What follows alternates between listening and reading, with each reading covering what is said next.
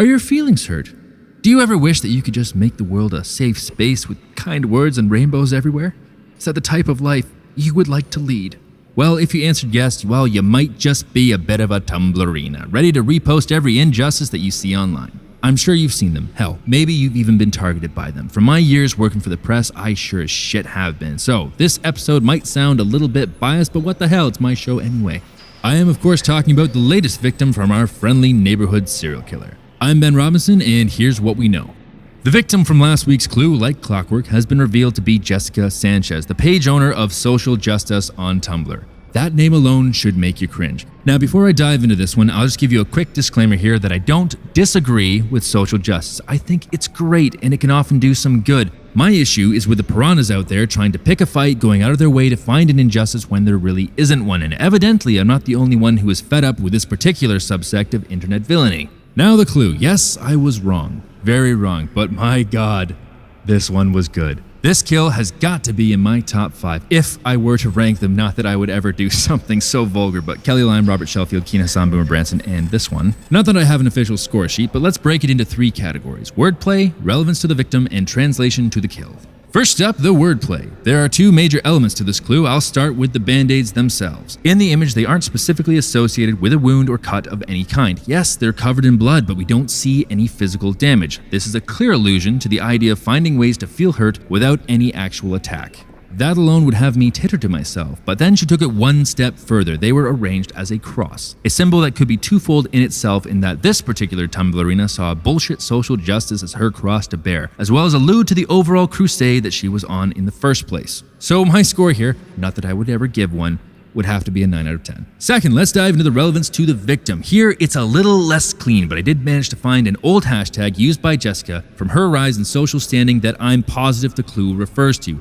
Hashtag #GetABandAid was her typical response to anyone who spoke out against her. So IK's response here was to fulfill Jessica's wish many times over. It took a bit of digging to find this one, so I'm gonna have to deduct some points. That being said, it's cheeky, it's clever, and it does work well, so I'll still give it a 7 out of 10. That brings us to the translation to the kill. When Jessica didn't report to her screeching fans on Monday morning, the police received hundreds of calls coming in to report her missing. I know, I rolled my eyes too. Someone doesn't make a post at the usual time, it doesn't mean we're dead. Hell, I've been late to a post several times, hacks aside, and at worst, it's been my internet connection. But this is a certain breed of person that just seems to defy typical common sense. So the police did what anyone who wants their inbox to stop exploding would do, and decided to give in to what they were clamoring for. They arrived at her apartment and knocked at her door.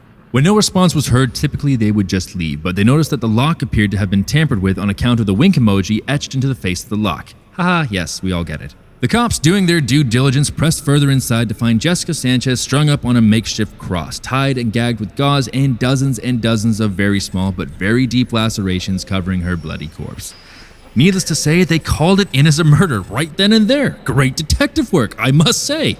The final piece, which I think speaks to IK's frustration with Jessica's chosen profession, was a small note held to Jessica's body with band-aids that simply read, "Who needs a band-aid now?"